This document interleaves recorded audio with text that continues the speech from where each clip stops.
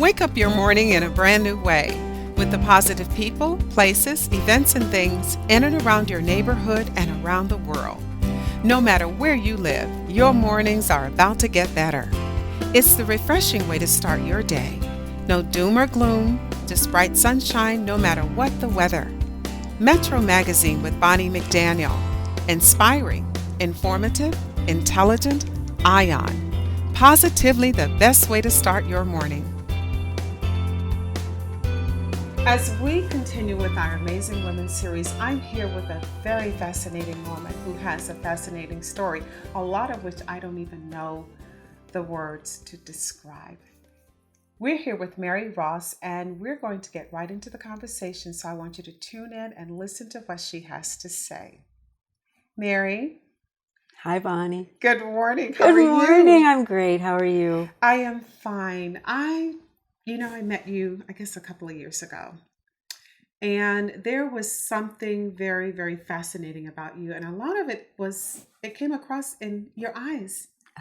I know people don't pay attention to things like that, but I'm one of those people who I can see in someone's eyes a lot of that inner depth. And I want you to share this morning things that I even don't know about you, because I know there's something very special inside, and I know our audience is going to be moved by your story. So tell me, where did you grow up? I was born in a small town south of Pittsburgh, Pennsylvania. Mm-hmm. My parents went to the senior prom together. Okay. They are first generation Italian immigrants. Okay. So... And then we moved around a little. I ended up in Akron, Ohio. Mm-hmm. So you were one of how many children? 5. And how many girls? 3 girls. One has since passed. Okay. That's a story in and of itself. Okay. I was the second child. My brother is 14 months older. Okay. And I had 3 younger siblings. So growing up in a house where there are 5 of you in total. Yes. What was it like? Tell me, because I'm sure there was something. Was there ever a moment that, something major happened when you were growing up that even to this day impacted you? Yes. As a matter of fact, when I was 12 and a half years old, mm-hmm. my mother had a baby. Okay. Had my baby sister. Okay. And I knew, it was interesting because my mom didn't share with me that she was pregnant, because you just didn't say those words back then. Okay. And I knew she was pregnant, and I was kind of upset with her that she didn't tell me. Okay. So anyway, when she got too pregnant to hide it, then she shared it with me. Mm-hmm. And my sister she's a gift from God. Mm-hmm. But it was like having a baby doll. Okay. So I was like her little mother. Okay. And it really, having her in our life, it brought our whole family together. So it was. So you essentially saw yourself as, I guess, not just her big sister, because you said she was like a baby doll. Why would you refer to her in that way? Well, the joke in the family was that she didn't really know who her mother was. You know how babies don't have really great vision. Mm-hmm. So, and my mom and I look a lot alike. Okay. So, she was I just bonded with her, mm-hmm. and it was just so much fun at that age to have a little baby around. So Akron, Ohio, you spent all of your years growing up there, and actually I went to high school there. We moved there, and we moved around a little. My dad was in the insurance business, mm-hmm. So we moved there when I was a sophomore in high school. So mm-hmm. I spent my high school years there. Okay. Your dad, you said you moved around, so you were in Western Pennsylvania. You moved to Akron. There were a couple stops. There was one stop in between. Okay. So in the general vicinity, though. Yes, Wintersville, Ohio. Okay. Now, I have a certain perception of people who grew up in Ohio that they are kind of the salt of the earth people. Would you say that would describe your family? Yes. Being very basic in values and very much so. My parents were very loving. Okay. My mother's 92 years old. Okay. And she is still just. I'm one of her biggest fans. Okay. She's just a wonderful, loving, positive, sweet person. She's kind. Mm-hmm, mm-hmm. She has this kindness about her. Now, you talk about your mom, and I can see your eyes light up. What if you had to choose 2 lessons that you learned from your mother growing up, what would you say those lessons were that have been able to sustain you and carry you through different periods in your life that we're going to get to in just a moment? What were those 2 lessons? My mother would say, this too shall pass. Okay. What did she mean by that? You know, to always look at the bright side and not to focus on the negative. You know, she was just always very loving. Okay. Just a very loving person. Okay. And just didn't let us wallow in any depression or anger. Or any negative things. No, she just didn't let us do that. Okay. Okay. We just- What other lessons did you learn? You know, family. Okay. We are a very close family still. And we, of course, when you're kids, you know, you squabble, but we just have maintained through the years a very close family. My brothers and my sister, as I mentioned, I lost a sister, but we always are there for each other. Tell me, what does family, because that's something that you've shared that your mom taught you. What does family, if you had to describe to someone who's watching this, what does family mean to you? Family is support. Okay. And love and just being there for each other. And I mean, we weren't allowed to argue. I mean, you know, we've squabbled as children, but as we grew up, I mean, we just embraced each other's lives and were there for each other. Okay. Okay. And it's that unconditional support. You know, when someone needed help moving, we would help. And, you know, when my siblings had children, I wasn't fortunate enough to have my own, but they're like the lights of my life. Now, if someone is watching this and there are a lot of situations today where children are not growing up in traditional families and people are very transient, you know, you grow up in one town and you move to another one. What are some of the things that you would say, and I know you don't live near your family any longer, what are some of the things would you say that people need to do in order to create family when family doesn't exist? You know, it's interesting. My dad used to say, you know, both my parents used to say, when, you know, your friends, you can choose your friends, but you're stuck with your family, so you better make it right. So my idea of family, I mean, I have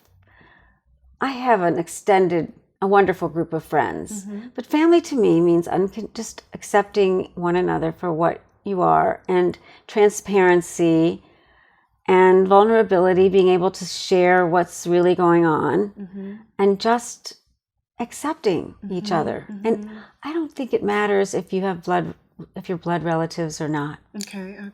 And how, and the list of things that you just shared, and what order would support come in when you're talking about family? In what order would you place that? I know love would probably be at the top. Where would you say support follow? I think support is right there. Okay. You know, you have to be able to turn to someone when you're feeling vulnerable or feeling or in need. And that's what we do. You know, we're just there for each other. It's almost unspoken. Do you think women, because we're talking about amazing women, and of which I think you're one, do you think women do that enough, or do you think there's enough of that, or do you know, do we even know how to do that?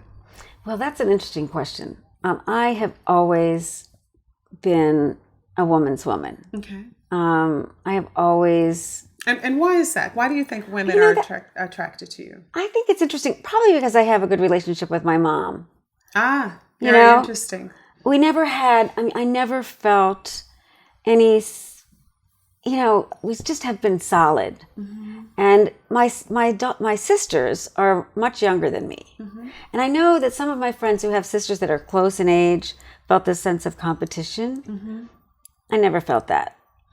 I mean, I wanted to lift them up, and I will tell you that my sister Monica, who has passed on, she was a challenge. But I just think we have to be each other's best friends. You bring up an interesting point, because I know in workshops and dealing with other women, I have always said to moms especially that, it's important that families are really, biological families are really kind of training ground, if you will, for future relationships. So it's interesting that you bring up the fact that your relationship with your mom was a good one, and that's why you are this woman's woman, if you will. What do you think your friends see in you that is very valuable to them? There must be something that, first of all, that draws them to you. What do you think that quality is? That's a tough question, Bonnie. Okay. There must be something. I know the thing that your eyes, your smile. I mean, you have this wonderful sense of humor, and that to me is just like everything.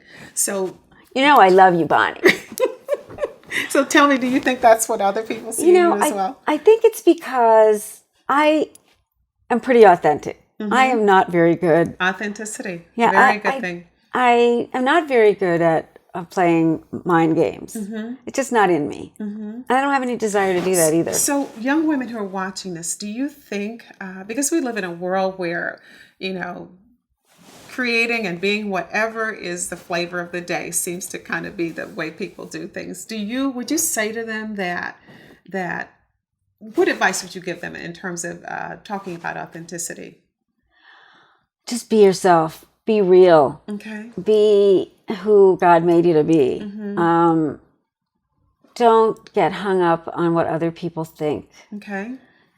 Because it really doesn't matter. Right. It only matters, our relationship with ourselves is really the most important one. Okay. So I think that's just key. Learning to love ourselves is the basis of all other relationships. And it's hard sometimes. It is, especially if you have not had the benefit of a woman, because we all model ourselves after someone or something. And the fact that you had a mom that, you could model yourself after in a positive way, I think kind of gave you a head start. Really?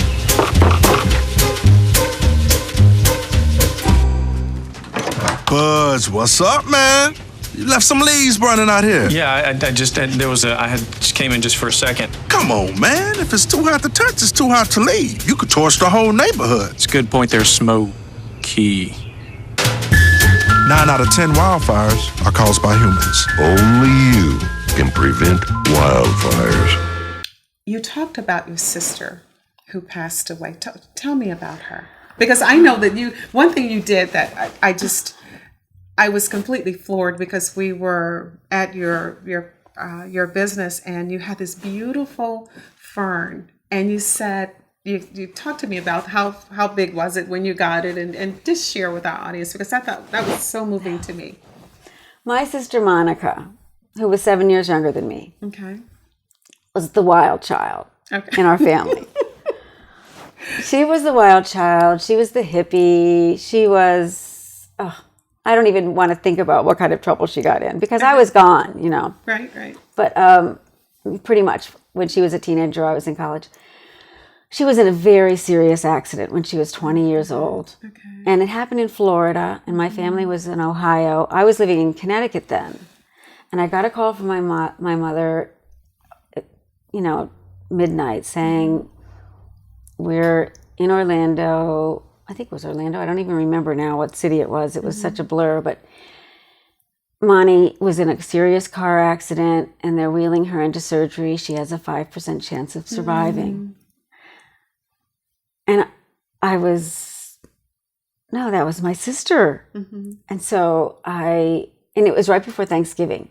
Wow. And I said, I had this sense that I had to be there. I don't know if I felt like I could save her or what.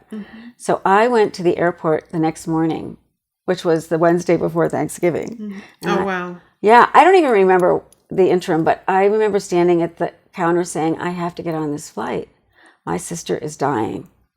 And it was American Airlines. And the woman behind the counter said, honey, we'll get you on this flight if we have to stack them up. So I didn't tell anyone I was coming. I just showed up at the hospital. Right. And there was my sister in ICU, not even recognizable, and so it was a journey. She was in a coma for 17 months. Wow. No one expected her to even live. She was brain injured. When she came out, she was never the same. Nothing about her was the same. So it altered our family in profound ways. Talk to me about that if you can. Oh, it was so stressful for my parents. It was stressful for all of us. My little sister was 13 at the time. And it's interesting because Monty was at home for a while, in between, along the journey. And the only way that she could get upstairs to where she was sleeping was my sister had to help her up one step at a time. The 13-year-old. My baby sister. Okay. Who, and Monty would call her Nurse Ratchet. Monty, the changes. It sounds like she has such a sense of humor, even with the challenges. She never lost her sense. I wrote her eulogy. One thing about her, she never lost her sense of humor. So would you say, let's put a little sticky note there, that is one of the things that you learned from your sister? Yes. Is her sense of humor. I have to tell you that when I wrote her eulogy, I had a few months because of the timing. She never complained. Now, the old Monty was kind of a whiner, but Monty, B.A., after accident, she would say B.A. before accident. I don't know if you have ever been with a brain injured person, but often they have this monotone the way they speak. Okay. Monty, after accident, before accident, she was, like I said, a wild child, full of life. And afterwards, she became, she was really funny. She couldn't remember what she had for lunch yesterday, but she could remember every salty joke she ever heard. So she was quite a character. So talk to me then, because I want to move up to the point of so she had to leave, and this plant. Talk to me about this plant. When she was in this coma, we had to empty out her apartment. So there was this little plant, this little fern. So, okay, I'll take the fern home because I always liked ferns. So that fern has traveled with me the rest of my life. It's been 35 years. And it's huge. It's huge. I need to add on a room to my house or separate it. Wow. So she lives with me. She lives on with me. Right. And that's really what I wanted our viewers to get, because that's a part of you as well, your sense of humor, the fact that you recognize the important things in life, that sentiment is very, very important. So let's move forward and talk about, because many years later, I'm not sure how long after your sister passed, that you had a health challenge. Share with our audience about that. Oh, well, 22 years ago, I was diagnosed with breast cancer. And I was pretty young at the time. It's happening. So you were diagnosed with breast cancer, and at what stage were you? I was early detection. Okay. Ladies, get your mammograms. Okay. Because I would have never felt it. It showed up as calcifications, which are little tiny dots. Right. And I had moved to D.C. from Connecticut. So, it took me a while to get my films from Connecticut, and one of my new GYN said, you really should get a mammogram. So I did. And I wasn't married to my husband at the time. We had been dating for not even a year. So was breast cancer something that was in your family, or? Wow. No. My cousin, two of my cousins have subsequently been diagnosed, but no one heretofore had been. No grandparents? No grandparents. No one that you were not aware breast of. cancer, not that I was aware of. And you had a lumpectomy? A lumpectomy, chemo, and radiation. Okay. And what did that teach you about life? Oh, there was a moment at which point I had finished The treatment. chemo. Okay. And we were getting ready to start radiation. And the doctors were like, I had developed this inflammation on the affected side. And the doctors were like, we don't want to start yet. And I was like, what's going on? Well, come back tomorrow. Here's some, they gave me these. It was really strange. So a few days later, I'm in the office again because I want this chapter of my life to be over. And I said, my doctor was not there that day. The resident was there, and I said, what's going on? Would someone please explain to me? And she said, I can't tell you, which was really up. I said, well, I'm going to have to throttle this lady. I said, you're going to have to tell me. She said, well, there's this condition called inflammatory cancer, and it's very rare, and it's very deadly. Oh, my. We don't think you have it, but this is what it looks like. It's only clinically diagnosed. So they didn't want to exacerbate that cancer by starting radiation. So I had a few weeks of sheer panic. And I remember at one of those visits, I met this little lady who must have sensed my spirituality and my panic. And she said to me, Mary, you're one of us. Now, I just want you to know this. You can't be afraid. You can't worry, because the mind doesn't know the difference between a worry and a wish. And if you profound, and if you worry, you will bring that onto you. Wow. And it's interesting. I sometimes think that she was just a little angel that appeared in my life because I never saw her again. So repeat that again. The mind doesn't know the difference between a Worry and a wish. and a wish. So if you worry, you will draw whatever it is you're worrying about will come to will come pass. to you. Yeah, yeah. Much like if you wish and visualize, things will happen also. Okay. So if you visualize, negatives, that comes to you. And I have quoted her so many times. I remember you said that to me a while back, and I thought, wow, what a powerful statement, because there have been, and I can absolutely think back to times in my life when I have anticipated the worst, and the worst happened. And I switched that baby off, thinking, okay, I don't want to even imagine anything bad. I'm only going to think about the good. One of the things that I experienced around you was this fingernail, and we were sitting there talking, and there was this really stressful situation, at least from my vantage point, that you were going through. I'm thinking, oh my God, because we're sitting there sharing, and you break your nail, and you stop in the middle of this crisis, and you say, excuse me a second, I need to call my nail tech. And I'm thinking, who does that? This woman is in the middle of a serious crisis, and she's getting her nail fixed.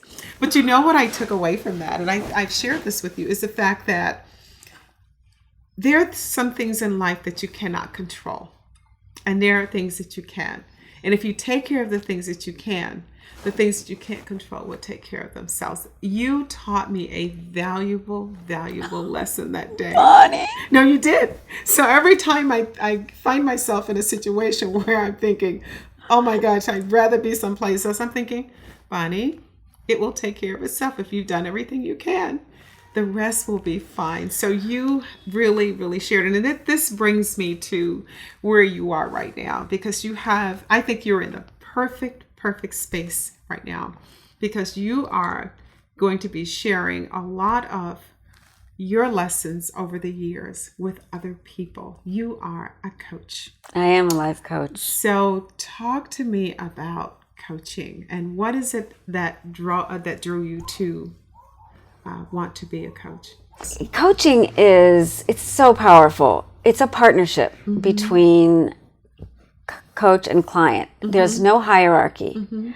It's totally confidential. And a good coach asks powerful questions and actively listens. And the answers are all within the client. The client has all the answers. And that's our view of coaching ontological coaching is the kind of coaching that I've been trained to do. And the answers are within. Our jobs as coaches is to ask the right questions so that the client comes to their aha moment on their own. I see that there are a lot of people out there who are choosing coaching as a profession, which I think is wonderful because it takes it. I've always had mentors, or sometimes I call accountability partners, of people who I say, I am going to do X, Y, Z, I want to do X, Y, Z, and have them kind of hold me to what I said I was going to do. I think it's important that people do that. Absolutely. But by the same token, I have also been very careful in making sure I choose the right people who are okay with themselves, who can help to guide me to a good space, and who can say what I need to hear, and I know it's coming from a good space. Talk to me about the negative side of what you think could happen when you're connected with the wrong person. Well, or a person who can't really help you get there. I mean, we're not fixers. Right. And that I like that. We're really, again, partners in bringing out the brilliance that's already exists in our clients. Because people know themselves. It's just mirroring, shining the mirror up to them and asking the right questions so that they connect the dots. So a negative thing would be to try to fix someone or to get on, we call it getting on the field with them, which is like getting in their stuff, because we all have stories. So I think I talked to you about this before. The fun part of this, or of our program, is that we learn to distinguish between our true essence and our survival mechanisms. What we learned as children, between 0 and 7 years old. What are some of your survival mechanisms that you employ? One of mine, we name them. Okay. One of mine is Queen of Nothing. I like that. Queen of Nothing. So tell me, describe what I have an idea of what I think it means. Tell me, what does that mean? That part of me that wants to Queen of Nothing. That wants to not be my highest and greatest self. That Queen of Nothing.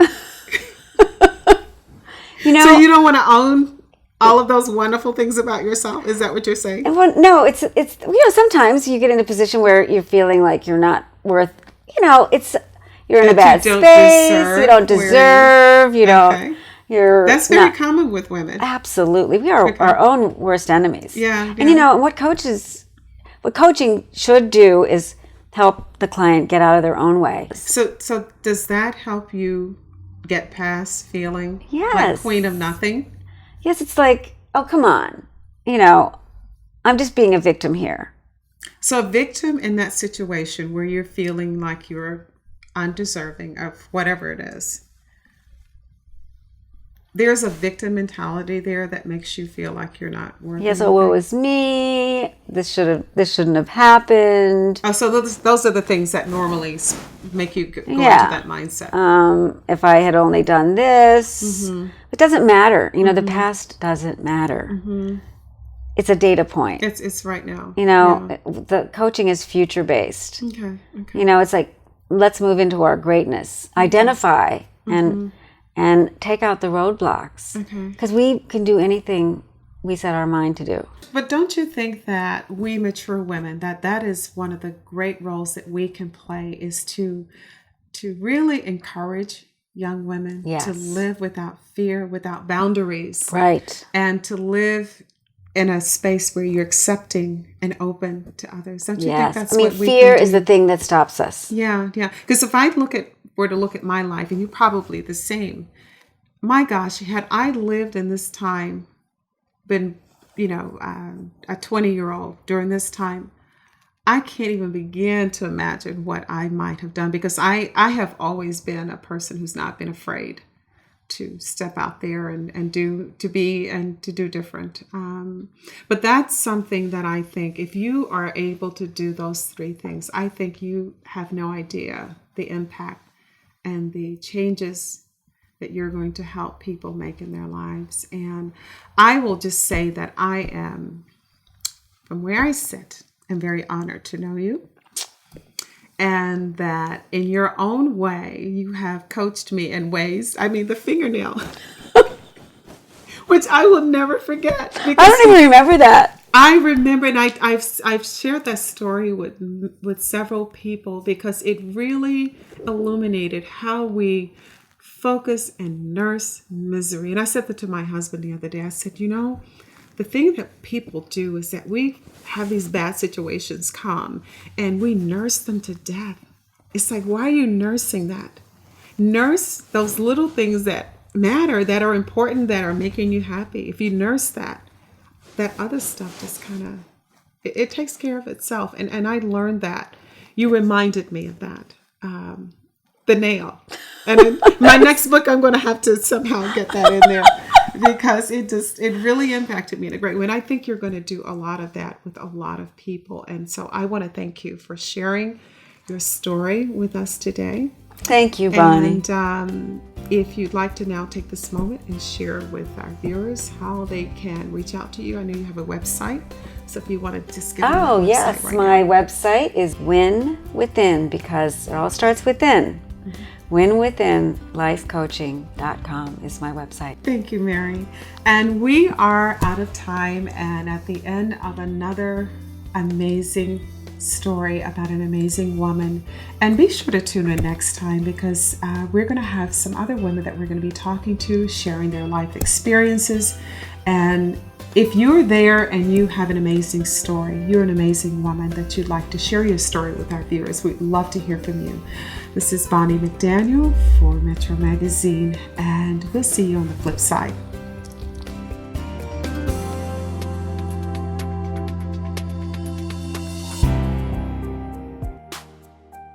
Queen Bee is a book about some of the habits, some of the things that we women do really to undermine ourselves and undermine other women. And it's something that we really can't afford to do any longer. It's actually a book that is a combination of research that I've done interviewing other women and men about what is it that has kept us over the years from becoming the empowered women that we say we are. I have taken interviews from women who talk about some of the experiences they've had in working with other women, either in the capacity of just having relationships in different types of settings, whether it be in the corporate boardroom or a lot of the women that I talk to are entrepreneurs, but really just delving into not just the things that we do in terms of day-to-day, to perform our jobs, but really looking at the things that are really holding us back. One of the things that's interesting to me is the fact that if you take a woman, an average woman, and if you're honest, and put her in a room with 15, 20 other women and have a gorgeous woman walk in the room, watch the reaction.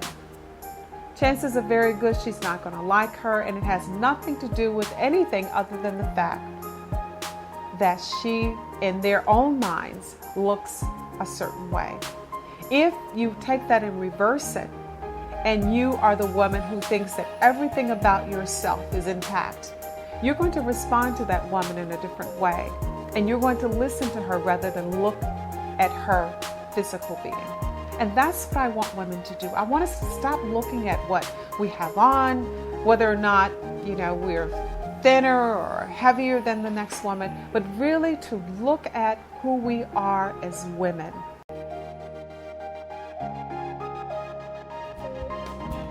Good morning, I'm Bonnie McDaniel and welcome to Metro Magazine. As we continue with our Amazing Women series, we're talking to a woman today who really does epitomize one of the qualities that I think is consistent among women who I consider to be amazing. Vikki Kennedy Johnson is one of those women who, when you see her, you look at, first of all, she's very statuesque. She's sitting here next to me right now, but one of the things that stood out for me, and I thought I knew her. I've known her for, I guess, maybe a couple of years, and I never really knew her. One thing about amazing women is that they clean up very well. And I think it was I saw something, a note or a post or something about, I think, something amazing that she had done for someone. And I said, let me see if I could get to know this woman better. And you're going to see why we chose her as an amazing woman this morning. So rather than belabor the point, we're going to introduce you to Vikki Kennedy Johnson, because one of the things that, and it's interesting how we met, Vikki and I actually have a link. And it's interesting when you travel and you're around people, how you don't know your connection. I remember my grandmother used to say to me, make sure you're always nice, because you never know who you're talking to. Know. And of course, that's very much, it's from scripture, because the Bible tells us, you're entertaining strangers sometimes unaware that you're actually in the presence of an angel. So it's interesting how we met, because I did not know that you were connected to someone who was just such a force in my life as I was growing up, and you were connected to him, and I did not know that. So I am just so glad that we met. But getting back to your grandmother, because my grandmother also was an influence. I remember when I met you and living in DC, one of the things that I have found very, very difficult is trying to identify, and I think maybe it's because it's so political. Yes. Trying to identify authentic people. And so I thought I was seeing authenticity, but I really wasn't sure. I sit back and I study people all the time. And sometimes what people are presenting to you is they're not coming from a place of that authenticity. So the first time I met you, I thought that's what I was seeing. And over time, I've begun to understand that. So now I really understand where that's coming from. So let's move on. So your grandmother was an influence in your life. Huge. Anyone else? My dad. Okay. And I've heard you speak of your dad, and your dad and my dad's girl. Yeah. the influence in my life were best friends. Yes. And we lost M.K. Carter here recently, but so that spoke volumes. Also, when I knew you were connected to M.K. Carter, that was like, okay, yes, this is good, because he was a good soul. Yes, so he was. Talk to me about your dad and how important it was. He was my first coach. Okay, basketball coach. Yes. Okay. I was in the 6th grade. We didn't have a coach. He volunteered to coach a team. And so I felt like I had the blessing of being developed by him in 2 different spaces. As a parent, what did your dad give you that's really helped to sustain you over time? Courage. Define courage for me. Oh, wow. Doing what you have to do regardless of how you feel about it. Not being committed. My dad said something that I'll never forget. He said, I don't have permanent enemies or permanent friends. Wow. I've never heard that before. I hadn't either until I actually read that quote from him in a newspaper. What did he mean by that? He meant that he is a relationship-driven person without an agenda, and for the greater good, for the highest good. So is that something you learned? Absolutely. In terms of alignment, in terms of relationships, in terms of alliances, not judging people permanently from one encounter, getting the lesson from it, but also seeing the best in people and knowing that people can change, and that inherently people really do desire to change. And at the end of the day, when you love people, and sometimes that love comes across as tough love, but when you see beyond what many times is that surface, that lack of substance that you talk about, when you look into really the soul of a person through their eyes, or just over time observation, that when you love people, you tap into the good in people, and then they can become an alliance, not necessarily for your agenda, but just to make the world a better place. Why do you think people have a tough time doing that? Loving people just because they can, not because they're required to. Why do you think people have a hard time doing that? Fear. Afraid of rejection, afraid of being vulnerable, afraid of not being good enough. Maybe some programming they learned earlier in life. But I think we are such a give me now driven society that we don't take the time to really connect. Right. Okay. And I think it's culturally driven, but I also think it's spiritually driven. All spirituality is not powerful or positive, as we know. And so there is a darkness that is pervasive. I think it's interesting you bring that up because that's another word. Authenticity is one word that's used. I think it's overused and underrated. But also spirituality, because I hear that used a lot, and sometimes you're not sure what you're looking at when people use that, because I have encountered people who have said they're spiritual, but there is a darkness there. So talk to me about that. Well, my spirituality definitely comes from a faith-based place where when I say spiritual, I'm talking about from that place of divine intelligence, of God in us, being sovereign, that in him we live, move, and have our beingness. And so for me, Bonnie, I decided some time ago that my affirmation or my mantra or my motto would be that when I leave here, when I transition from this life to the next, I really want to die empty. I and like that. That to me means releasing everything that God has put inside of me as a gift to the world. So it's interesting that you say that, because I'm sorry I did interrupt you, but because I know a lot of times you talk about fear and people being afraid to love, afraid to, because when you love, you give. Yes. That's just a natural, byproduct of loving, and not trusting. All of those elements go together. Not loving, not being afraid to love, to trust, to give, and consequently holding on to things that we never really possess anyway. Exactly. So why do you think Vikki Johnson is able to do that? Because I am full. I live from a full tank. And that's something that I learned after almost losing it all. Okay. And we're going to talk about that, because I mentioned the fact that women who are amazing, that we clean up well.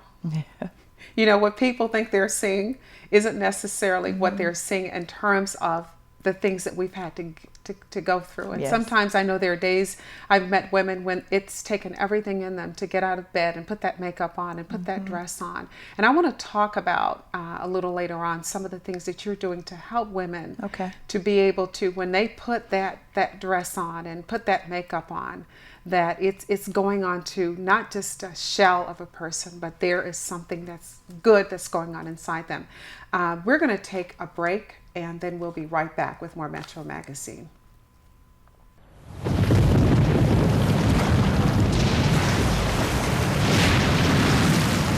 Up to 40% of businesses never recover after experiencing a major disaster. Make a plan at ready.gov/business. And we're back with more Metro Magazine. If you're just joining us, we are talking to another amazing woman this morning, Vikki Kennedy Johnson. And Vikki, when we went to break, you were sharing, I was alluding to the fact that you're doing some great work with women, helping them to not just have this, beautiful look on the outside, but to be beautiful inside. And we're going to talk about that in just a moment. But before we go there were some defining moments in your life that Definitely. helped you to be able to really to propel you to where you are right now, where you're giving all of that fullness that's in you, not just to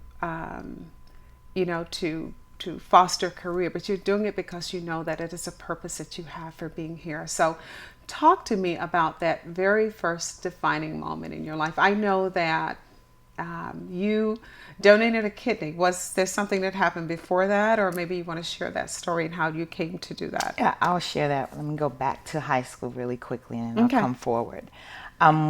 playing basketball in high school, I was on a championship basketball team. Okay. So we won the state championship 2 out of the 4 years that I played. Was your dad coaching you then? No, but Okay. he was at every game, just about. So he was Yes, just he your was there coach on the cheering me on. sidelines. Okay. Absolutely, yelling Okay. from the stands. So we won the state championship 2 out of the 4 years. We went to the championship 3 out of the 4 years. And the 4th year, we lost in the sectional, which is right before. Okay. That's important for me, and it was a defining moment because it let me know that within me was the capacity to be a champion. Okay. That was important. So Okay. that's the foundation on top of the family time, the grandmother time. So I come to college, I play basketball, and we're not winning right away. Okay. That was very different. However, determination, hard work equals success. Keep moving. Get to my senior year at Howard University. Okay, I was about to ask you. if you And did I was the school. captain of the basketball team, and I got pregnant. Oh wow. I was on a full scholarship. I got pregnant. And that for me was the next defining moment because I experienced what it felt like to disappoint people who had such high expectations. And who were you most concerned about as far as disappointment? Was your My dad. grandmother, your dad? Because when I called my grandmother, she was the one person who said, "It's okay." Wow, this is the grandmother Yes. who used to pour into you when you were a She was the child. blanket for me. Okay. Like, I called her first. I didn't even tell my parents first. I Okay. called my grandmother first. And she was like, "It's okay. Wow. It's okay." Regardless of the outcome. It's okay, and you're going to be okay. Okay. It was hard for me to tell my dad. My mom was very supportive. And it was also hard for me to tell my high school coach. What was that like? I mean, because here you are, the captain of the basketball team. And so you have all of these people who are relying on you. Absolutely. And you have to go and say, guess what? I'm pregnant. What was that moment like? Difficult, but I had the courage to do it. And that courage came because of what your grandmother said to you? Absolutely. Okay. So I did it. Okay. Like, this is difficult, but I'm going to live. So what was his reaction? Or her reaction? I'm not sure if you're a male or a female. My coach's reaction, she was angry. She was like, "I can't believe that. Not you." What did that do to you as a woman to have, first of all, your grandmother is a woman and she supported you and you told your dad. Right. But here's a woman who is you're part of her team. And I'm asking this for a reason. Okay. Because we're talking about amazing women. And one of the things I want amazing women or people listening to this interview to understand that amazing women support one another no Yes. matter what. Absolutely. Talk to me about. So my high school coach, she was angry. That's what I was referring to. She was angry, but she said, "Vikki, I'm really disappointed, but you'll make it. You have what you need to make it." My college coach was very supportive. Okay. And the first thing she said to me was, "You have to stop playing immediately." Immediately. Concern for Yes. you. Okay. And that was comforting to me. Okay. That I would still be allowed to travel with the team, but I stopped playing. The next defining moment. Stop just for a second. Sure. Because you talk about the support you were able to get from the people that mattered in your life. Because there must have been something there that stuck with you. And we're going to go back and forth Okay. When we start to talk about the work you're doing, because that must have made an imprint in one way or another as far as what you're doing now. And It did. Okay. And what made a deeper imprint was there almost was some shame attached to it. Because Shame for you? For or- me. Okay. Because I was the captain of the basketball team. Pretty popular on campus. So to have to walk among peers that I knew were talking about it. Many of my teammates kind of pulled away, but there were two one teammate who we're still very close today. The two, one was my roommate, and she stuck by me. Okay. And another was a younger teammate. She had come in after me. She gave me a card that I probably still have, like almost 30 years later. And Wow. she said to me, "I still believe in you." Wow. That gave me another dimension of courage, because it said to me, "You're not alone." Why do you think people, women, but people in general, why do you think when a moment like that happens, why do you think they pull away? I'll say lack of courage, not wanting to be attached to something that may have some shame connected to it. Because I think a lot of people look for validation, here we go, and who they're connected to and what they have versus what's in them Right. and who they are. Okay. We run from struggle. We don't like challenges. And I think the 5%, maybe the 1 to 3% that stand up in the face of struggle and courage and take it and know that it's not the end, it's just a bump. Yeah. Well, That's it's a just small moment. group. Yeah. That's a small group. And I think that's where authenticity is refined. Okay. In those moments Okay. where you have to stand, and those who remain when the smoke clears, Those are your road dogs. that's who you want. Exactly. That's who you want on your team. And so I now understand those moments for me were refining moments relationally that have kept me grounded and have served to keep me going forward to what I knew as a little girl was something greater than myself. Wow. Wow. Talk to me. I don't know where we are in terms of the moment that the kidney donation. Let's talk about that. Okay. So that pregnancy ended in a miscarriage, another defining moment, because I felt like I lost it all. Like, wow, I went through all of that. And I was looking forward to, at least I'll have this baby that I can raise. Oh, wow. So I had a miscarriage. How long were you? About 12 weeks. Okay. So shortly thereafter, I returned to the court, started playing again, graduated, got married, divorced, had my daughter, went through postpartum depression for about 5 years. I don't even remember my daughter. You got married in college? Right after I graduated. I was 22 when I got married. Was married for 14 years, had a daughter, went through postpartum depression. And in the process of rebuilding my life, we get this email, we being my family, all 42 cousins, first cousins, and my mom is one of 16 siblings. So we had a huge family. We get an email from the sister of the cousin that I donated the kidney to, just saying that he had been taking an over-the-counter product, a fat burner, and it sent him into complete renal failure. He was young, healthy, athlete, married with 3 small children. And the email said, and I'm paraphrasing, it was really brief, Brian is now on dialysis. He just got put on the donor list nationally. However, another option is if a family member is a match, then he doesn't have to wait for a kidney. And I read it kind of like tongue in cheek and responded. I just hit reply and I put, who knows, maybe I'm the chosen one. I'll get tested.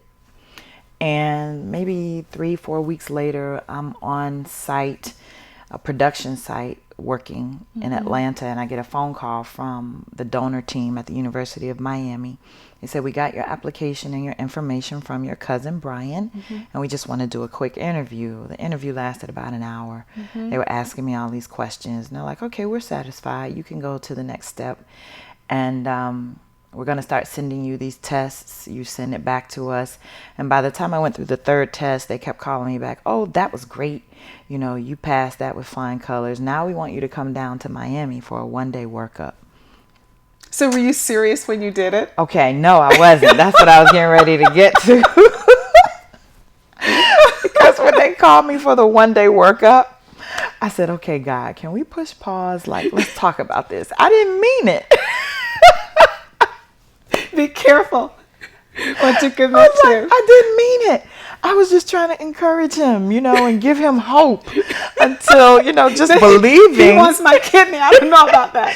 Just believing that, a donor will come up on the list. I didn't really mean it. Can we talk about this? Like, what's going to happen if my daughter needs a kidney, or one of my siblings, or one of my parents? Like, I didn't mean it.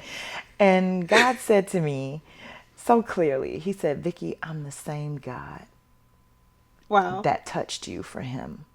Wow. And if you ever need anything, Yeah, I'm the same God. yeah. I'm not moving. I'm in the same place.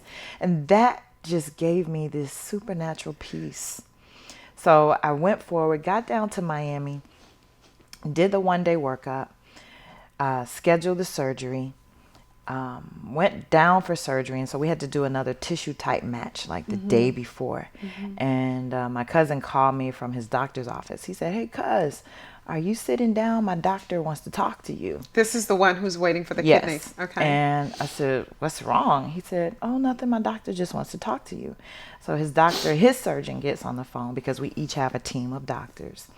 And he says, I just want you to know we just finished the tissue type matching again prior to surgery. And you are the closest thing to an identical twin that he could have found. So you're going to be giving away your body Pretty part. much. Like, you are a 5 out of 6 genetic match. Wow. And at that moment, I just felt my grandmother's presence. Like, Had your grandmother passed at this? she passed away almost 13 years ago. Okay. So this was like 4 years ago Okay. that I did the surgery. And I just felt her presence. Like, Okay. you were born for this. Wow. You Wow. were born for this. Another defining moment. So that just overwhelmed me with peace. Went through the surgery. I was out of the hospital in 2 days. You're scaring me telling me the story only because years ago I put my name on a donor for bone marrow. And I guess once a year I get a letter in the mail from them. And I'm always afraid to open the letter because I'm like, oh, Lord, they're going to be asking for my marrow this year. And so I'm listening to you and thinking, oh, God. It changed me. Yeah, it was an I'm sure awesome it did. experience. Donors are treated like royalty. Yeah. The respect that you get, especially from the medical community, it was just amazing. And I want to just insert here that we had another cousin who was a member at a church. This is around the same time that we're doing the surgery. It was the same time. And they were having this 30 days of purpose. And she went and shared with her pastor what we were doing, Brian and I, her 2 cousins. And I just happened to ask about a young lady there who I knew was on dialysis.